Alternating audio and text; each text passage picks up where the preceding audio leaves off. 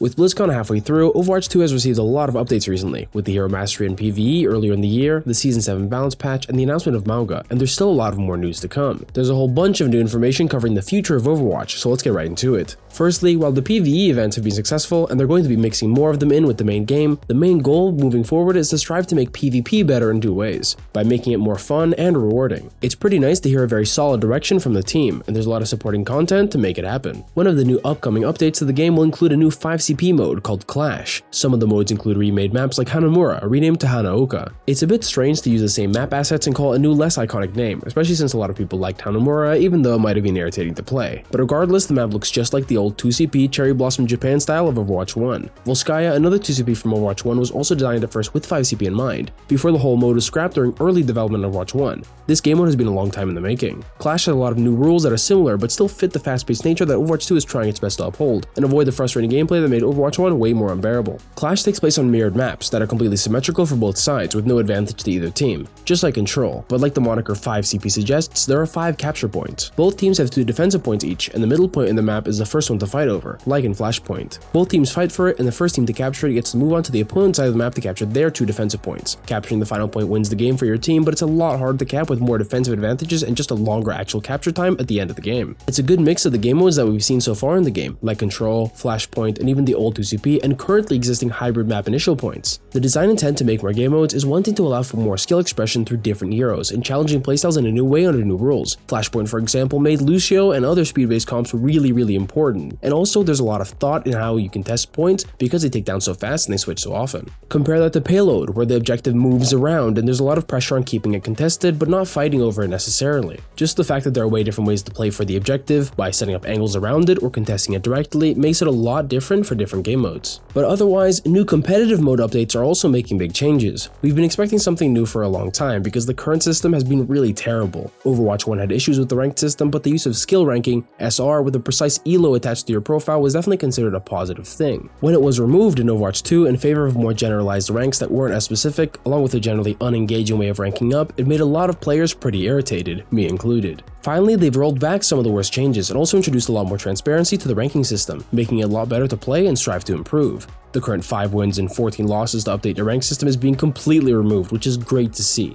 It's really nice that the developers have completely understood community feedback, finally, and are reverting changes that a lot of people have protested against. Now there's a new competitive overview, where after every game you will see your rank live update. Fantastic. Your progress is shown via percentage, getting closer to the next rank at 100% and to deranking at 0. This is great for following your own progress, and there's even more. Advanced information about how your rank is calculated will now be shown as you gain percentage towards your next rank. The advantage between your team and the enemies, your win or loss streak, and calibration based off of your overall performance and where you belong in the ranks will all be shown to you as you finish games, making it clear where you got extra progress from or what set you back. Although sometimes you won't like what you see, it's really nice to be able to see the exact changes in your rank. Sometimes the ranked system just has to give you less progress when you win and lose more when you lose, to better place you or just because of the specifics of the game you were in. Because the game has gradually become less transparent about profiles, ranks, and ranking up, it makes a lot of inevitable changes a lot more frustrating just because you're not being informed of them. The ranked game mode will also see a soft reset in ranks, where everyone will be redistributed. This is definitely good, and we have had yet to see a rank reset since the start of the game. Even the launch of Overwatch 2 had the softest of soft resets, and it didn't change much at all. There is also a new rank to strive for, past Grandmaster, called Ultimate, helping to give existing GM players something new to grind up for, and also allowing for some more even distribution of the ranks as a whole. Also for competitive mode, starting in Season 9 already, in February next year, Emerald Weapons will be added, as a sequel to Gold Weapons.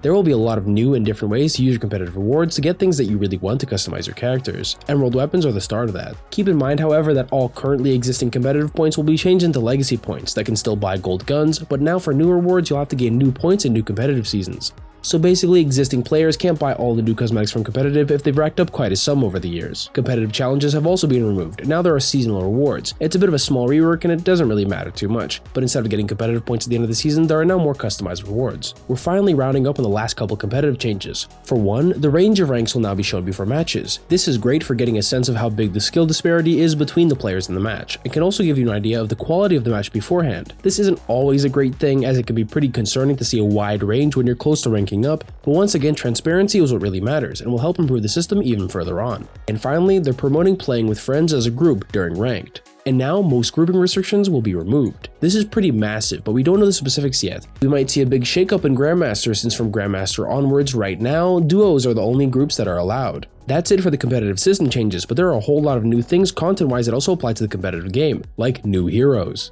Finally, a new DPS hero is coming to Overwatch 2, after Sojourn being the first and only addition out of 7 new heroes since Overwatch 1.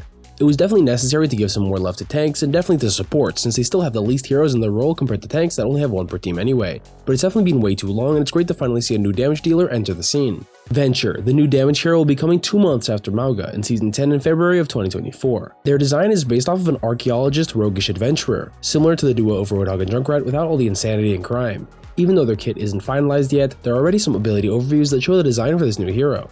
A big focus is their primary weapon, a massive drill that allows them to burrow under the map terrain, putting themselves in an invincible state and moving around under the ground. This is super cool, and again, a new ability that's present in similar ability-based PvP games that hasn't been implemented in Overwatch yet. There's also another ability, that while you're in the underground state, you can launch upwards, dealing damage as you engage and leave the ground, and although it can be telegraphed by the ground crumbling, it's a cool way of engaging targets for a damage hero, and they definitely look to be a cool utility-based damage dealer like Mayor Symmetra. Venture isn't only limited to the ground, having a dash that can be used in mid-air as well as in the ground to cover the map quickly. There are also ways to get shields, making it very likely that they'll have options to defend themselves and become pretty tanky, even for a damage dealer. But based off of their design and how their model looks, it's pretty obvious they're going to have a big hitbox, and especially the gun looks pretty big as well. But moving on, Venture isn't the only hero that's being worked on right now, but the next support shortly following Venture in Season 12 is codenamed Space Ranger, a hyper-mobile support with the power of flight. Along with Mercy, Pharah, and Echo, this will now be a 4th hero that can fly or at least stay floating for a considerably long time, and it's fitting that she's going to be a support to match Mercy's affinity for helping flyers like her. Her design looks incredible, featuring some really nice shapes and all sorts of space gear on her outfit, including a big focus on thrusters. There are tons of different concepts being tried out with her, among them even some drone-type functionality that has been foreshadowed in the past with the rest of D.Va's mecha squad, her friend and allies that each have their own pilotable mech like her own. For now, we don't have many specifics on her abilities at all, and considering how the next hero Venture doesn't even have detailed abilities yet, just a basic concept of burrowing, launching out, dashing above and below ground, it's no wonder at all that Space Ranger is still a basic design. But so far, the process is looking good and pretty polished already. Even right now, her primary weapon has already received a change since the start of the hero development process, and we'll likely see a lot more behind the scenes before we see more of the hero's progress. That's not all, as on top of that, the next hero after that, which is going to be way at the end of 2024, is going to be a tank, leading us back into the classic hero release rotation of alternating roles, since apparently now there are enough tanks and supports that they aren't outnumbered by damage heroes too badly. If you thought we didn't know much about Space Ranger, we know barely anything about the tank, but during Venture's basic ability preview, there's also a 3rd new hero icon in the hero select, in between the tanks, Sigma and Winston.